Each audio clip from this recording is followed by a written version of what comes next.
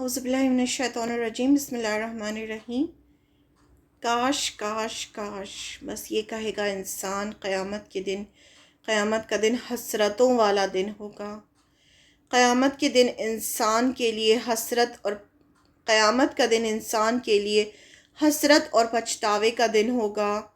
انسان حسرت کے ساتھ اپنی ناکامی پر آنسو بہائے گا، ہاتھوں کو چبائے گا، سر پیٹے گا، اپنی عقل کا ماتم کرے گا، چیخے گا، چلائے گا کہ میری جگہ میری بیوی کو جہنم میں لے جاؤ، مجھے چھوڑ دو، میرے بچوں کو لے جاؤ، مجھے چھوڑ دو، میرے ماں باپ کو لے جاؤ، مجھے چھوڑ دو، میرے کنبے قبیلے کو لے جاؤ، مجھے چھوڑ دو، مجھے چھوڑ دو، یہاں تک کہ ساری دنیا دے گا کہ ساری دنیا کے لوگوں کو جہنم میں ڈال دو، لیکن مجھے چھوڑ دو۔ موت کو آواز دے گا، دوبارہ زندگی مانگے گا، چاہے گا کہ میں پھر سے مر جاؤں، میں ختم ہو جاؤں، میں مٹی ہو جاؤں، میں مٹی بن جاؤں۔ دوبارہ زندگی مانگے گا، اللہ تعالیٰ سے کہے گا کہ مجھے پھر سے زندگی دیجیے تو اب میں جا کے اچھے کام کر کے آؤں گا۔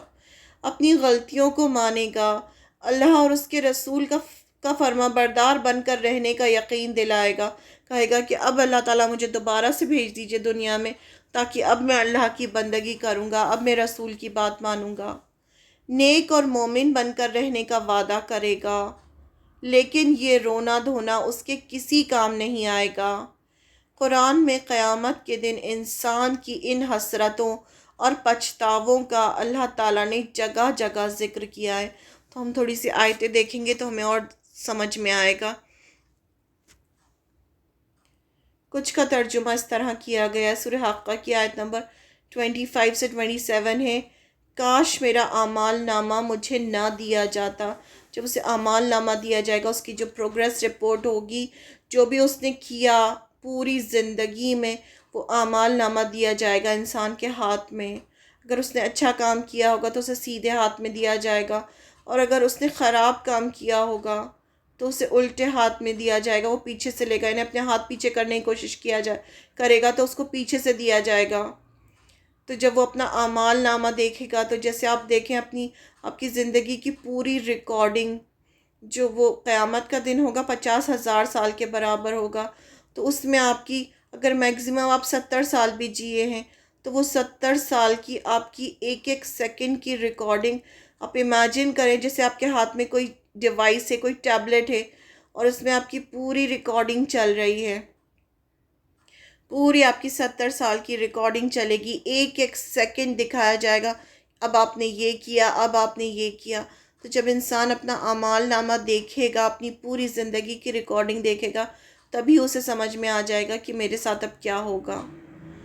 تو وہ کہے گا کاش میرا اعمال نامہ مجھے نہ دیا جاتا، یعنی یہ مجھے ملتا ہی نہیں، میں جانتا تھا میرا حساب کیا ہے، کاش دنیا کی موت ہی آخری ہوتی، یعنی کاش وہ جو موت تھی وہی موت ہوتی، بس میرا قصہ، کیونکہ موت تو بہت آسان چیز ہے نا، جو اگر کسی نے اگر لاکھوں لوگوں کو مارا ہے اور اگر وہ انسان کو مار بھی دیا جائے تو یہ تو بدلہ نہیں ہوگا نا، اس نے تو لاکھوں لوگوں کو مارا ہے اور اس کی تو ایک ہی جان کا بدلہ تو نہیں ہو سکتا نا، اسی لیے اللہ تعالیٰ نے قیامت کا دن رکھا ہے تاکہ ہر انسان کو اس کے کیے کا بدلہ مل سکے۔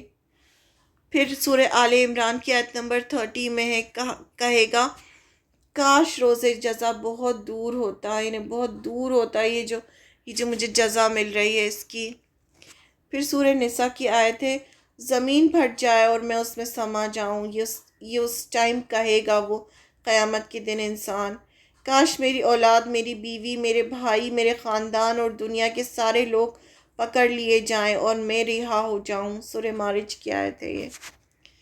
پھر سورہ مومن میں ہم اپنے گناہوں کا اعتراف کرتے ہیں، کہے گا انسان کہ ہم اپنے گناہوں کا اعتراف کرتے ہیں، اب یہاں سے کوئی نکلنے کا راستہ ہے، یعنی اب یہاں سے بچنے کا کوئی راستہ ہے؟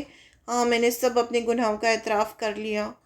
پھر کہے گا کاش اللہ تعالیٰ ہمارے عذاب میں ایک دن کی ہی کمی کر دے، یعنی جب عذاب دیا جا رہا ہوگا تب انسان خواہش کرے گا کہ کاش تھوڑا سا بریک مل جائے۔ دنیا میں تو کیا ہوتا ہے، ہم جب کوئی کام کر رہے ہوتے ہیں ہمیں لنچ بریک ملتا ہے، بریکس ملتے ہیں ہمیں تھوڑا ریسٹ کرنے کے، لیکن جب عذاب دیا جا رہا ہوگا تو کوئی بریک نہیں ہوگا بیچ میں، اور انسان جو جہنم کے دروغہ ہوں گے ان سے کہے گا کہ اللہ سے دعا کرو کہ تھوڑا تو ہمیں ریسٹ دے دے بیچ میں، تاکہ یہ جو مسلسل عذاب ہو رہا ہے تھوڑا تو بریک مل جائے۔ تو وہ جتنی بھی ان کی دعائیں ہوں گی بس وہیں ٹکرائیں گی جہنم میں، اور کوئی ان پر رحم نہیں کرے گا۔ جو جہنم کے دروغہ ہوں گے وہ بالکل بھی رحم نہیں کریں گے ان پر، کیونکہ وہ اللہ تعالیٰ کے فرما بردار ہوں گے۔ پھر سورہ فرقان میں فرمایا نمبر 27 میں، اس دن ظالم حسرت اور پچھتاوے کی وجہ سے اپنے ہاتھوں کو چبائے گا۔ اور پھر سورہ نبا میں فرمایا ایک کاش میں مٹی ہوتا، وہ خواہش کرے گا کہ کاش میں مٹی ہو جاتا۔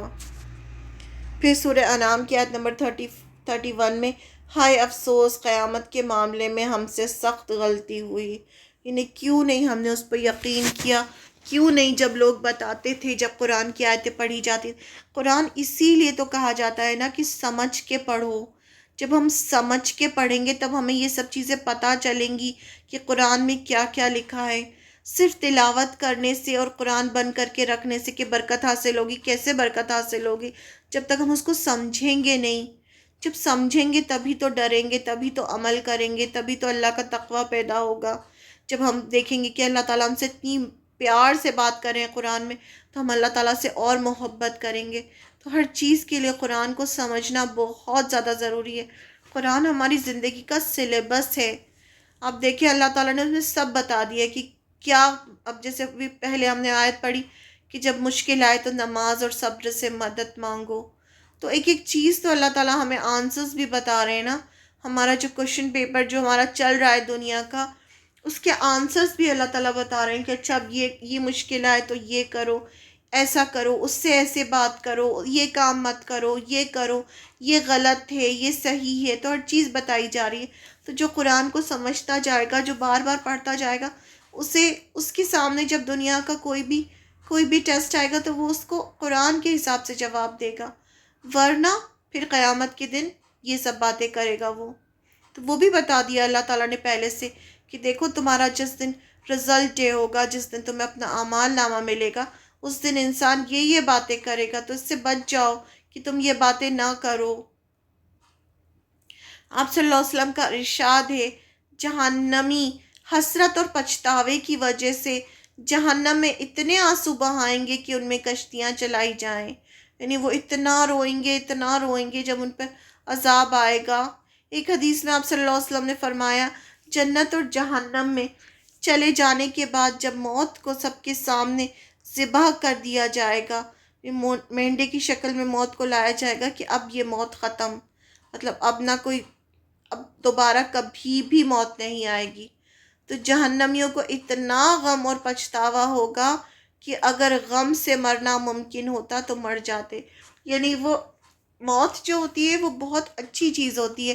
آپ بہت زیادہ، جیسے آپ بہت بیمار ہیں، بہت تکلیف میں، موت آ گئی، وہ سب ختم ہو گیا۔ تو جب عذاب ہو رہا ہوگا جہنم میں تو وہ خواہش کریں گے کہ کاش ہم مر جائیں، یعنی ہم ختم ہی ہو جائیں تاکہ ہم اس سے بچ جائیں۔ تو کیا ہوگا جب سب جہنمی جہنم میں اور جنتی جنت میں چلے جائیں گے، جب سب کچھ ختم ہو جائے گا فیصلہ اللہ کا، اور اللہ تعالیٰ ڈیسائیڈ کر لیں گے کہ ہاں یہ ہمیشہ ہمیشہ کی جنت ہے اور یہ ہمیشہ کی دوزخ ہے، تو اس ٹائم پر موت کو ایک مینڈے کی شکل میں لا کے ذبح کر دیا جائے گا کہ اب آج کے بعد کوئی موت نہیں ہے۔ تو اس ٹائم جہنمی اتنا زیادہ روئیں گے کہ وہ چاہیں گے کہ کاش ابھی ہم مر سکتے تو مر جاتے، یعنی کاش کہ ہم مر جاتے، ہم موت آ جاتی تو ہم اس عذاب سے بچ جاتے۔ قرآن کی ان آیات اور احادیث کے الفاظوں سے قیامت کے دن کی ناکامی پر حسرت اور پچھتاوے کی سختی کسی خلاصے کی محتاج نہیں۔ سوال یہ ہے کہ اس حسرت اور پچھتاوے سے دوچار ہونے کا سبب کیا ہوگا، یعنی کیوں ہوگا یہ پچھتاوا، کیوں ہوگی یہ حسرت؟ اس دنیا میں کوئی بھی انسان اپنی زندگی کا قیمتی وقت، مال اور اپنی قیمتی چیز کسی ایسے کام پر خرچ کرنے کے لیے تیار نہیں ہوتا جس میں اسے ناکامی کا منہ دیکھنا پڑے۔ یعنی انسانی فطرت اس معاملے میں اتنی کمزور ہے کہ کبھی کبھی معمولی صدمہ سہن نہ کر سکنے والے لوگ سوسائڈ تک کر گزرتے ہیں۔ پھر اتنے بڑے صدمے قیامت کا سے لوگوں کے دو چار ہونے کی وجہ کیا ہوگی؟ یعنی دنیا میں تو یہ ہوتا ہے کہ تھوڑا سا بھی کسی کو صدمہ ہوتا ہے تو بہت سارے لوگ اتنے کمزور ہوتے ہیں کہ وہ سوسائڈ تک کر لیتے ہیں، اور دنیا میں کوئی انسان ایسا کام نہیں کرتا جہاں پر اس کو نقصان پہنچ رہا ہو۔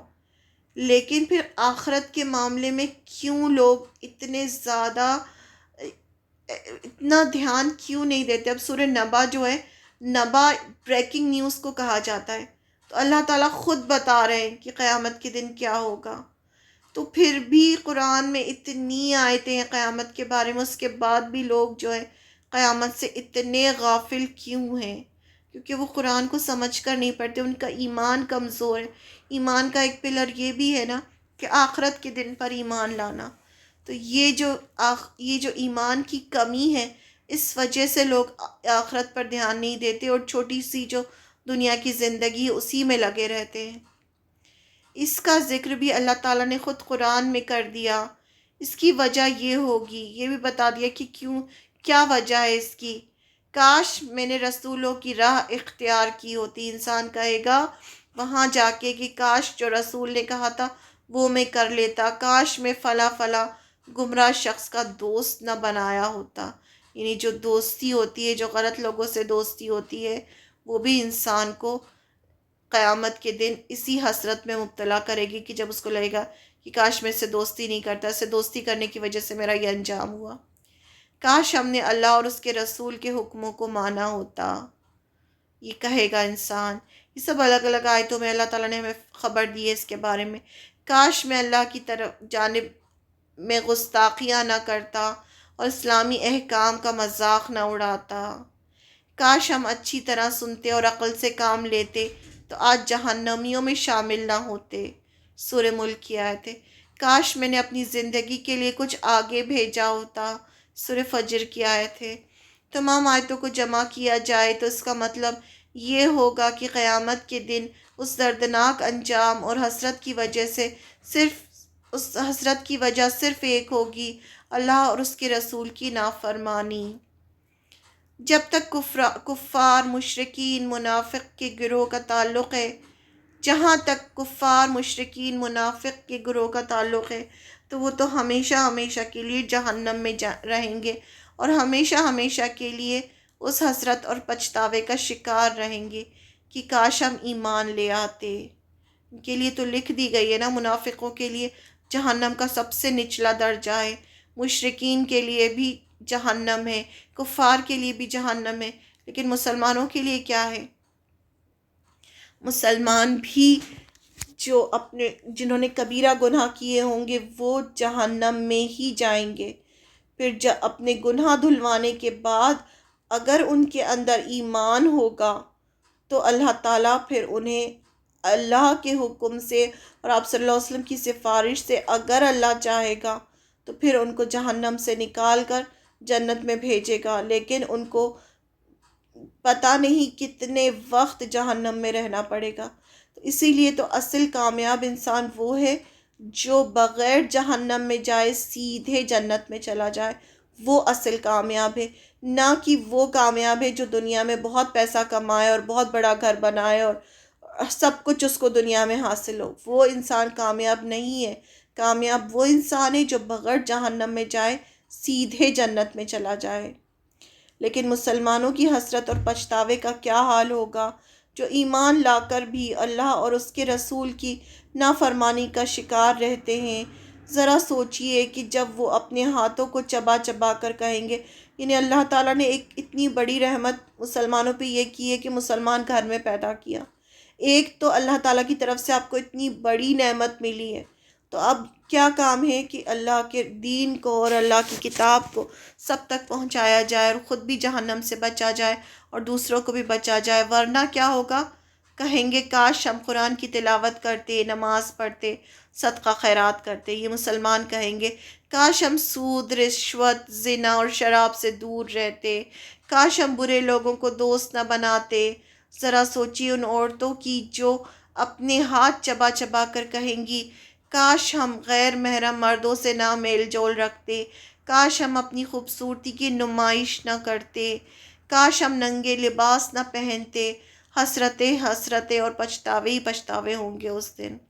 لیکن افسوس، اس دن اس حسرت اور پچھتاوے انسان کے کسی کام نہیں آئیں گے۔